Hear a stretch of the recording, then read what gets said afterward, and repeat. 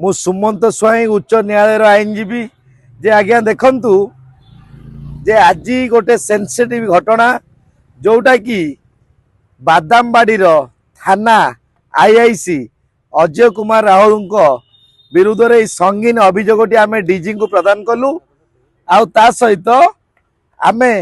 CP जनइलु commissioner police को जनइलु आ DCP 4 दिन तले जानी जे आज्ञा देखंतु कटक बादामबाड़ी छक पाखरे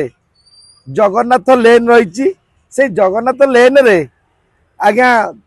देहजीवी माने व्यवसाय करते तो सीटू रेड हैंड रे धरा पड़ते 27 तारिख रे तो तांको आईआईसी आनिला परे कौन तांको अनुकंपा पाईगले तांको आज्ञा पुणी छाड़देले तो तांको छाड़देला परे पुणी से गले 2 दिन पर पुणी आरंभ कले पुणी जो लोकाल लोक जो अभियोग कले पीसीआर जाकि पुणी रेड हैंड धराला पर आज आईआईसी कहते जे आज्ञा मुझे केस कर बीएनएस 35 रे छाड़ देछि आगुरु जोटा 41 रे छड़ा जाउतिला एबे सेटा 35 रे छड़ा जाइछि तो आज्ञा देखंतु ओडिशावासी काली आमर मान्यवर मुख्यमंत्री महोदय कहले जे कोनोसी थाना रे जदि कोनोसी एतलाकारी जाती चा पानी व्यवस्था करेंगे तांको सम्मान देवे निज परिवार भई स्नेह श्रद्धा करेंगे किंतु गोटे दिन न पुरुणु प्रथमे बादामबाड़ी आईआईसी से आज्ञा एससीपी डीसीपी सीपी डीजी मुख्यमंत्री क्या मानिया राजी नुहति जे अजय कुमार राहुल तो आज्ञा जदि देह व्यवसाय रे लिप्त थिबा व्यक्ति माने धरा पड़िले आजिकाली विभिन्न ट्रेंड चलची केते प्रकार नूतन व्यवसाय नूतन कथा मध्य चली तो आज्ञा से देह व्यवसाय रे लिप्त थिबा जने लेडी तांकर कोठी गोटे पुओ थिला से 10th परीक्षा दउतिला जे आज्ञा जोटी व्यवसाय होची सेठी पुओ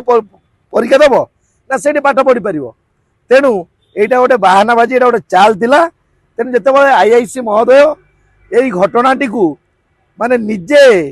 निजे मालिक निजे कोर्ट निजे आईन मंत्री होइकिरी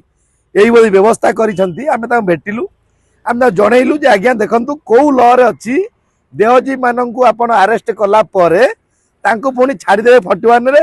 बीएनएस रे 35 रे तो को लॉ रे देखंतु तो आज्ञा से देखै पारले नाही से जणैले जे आज्ञा मोर उच्च पदस्थ अधिकारी कहिला परे तो आज्ञा जो घर देहजी माने अरेस्ट हेले से घरटी को निश्चिंत रूपे सील करिया कथा तो आज्ञा देखंतु कटक रे एते गणमाध्यम अछंती जोटा कि सैटेलाइट रे काम करथिया व्यक्ति माननकु कोन जे दिया जाइछि संवाद धरित्री आउ ता सहित प्रमेय इंपोर्टेंट पेपर रे या उल्लेख रही जे को किंगपिंग आ को देहजीवी ताकर ना सब मेंशन रही किंतु तापरे एटा टीवी चैनल को आसी पारला नाही ठीक अछि आमे आईआईसी पचारलु जदि आपण टीवी चैनल सॉरी ताको अरेस्ट न करि पारले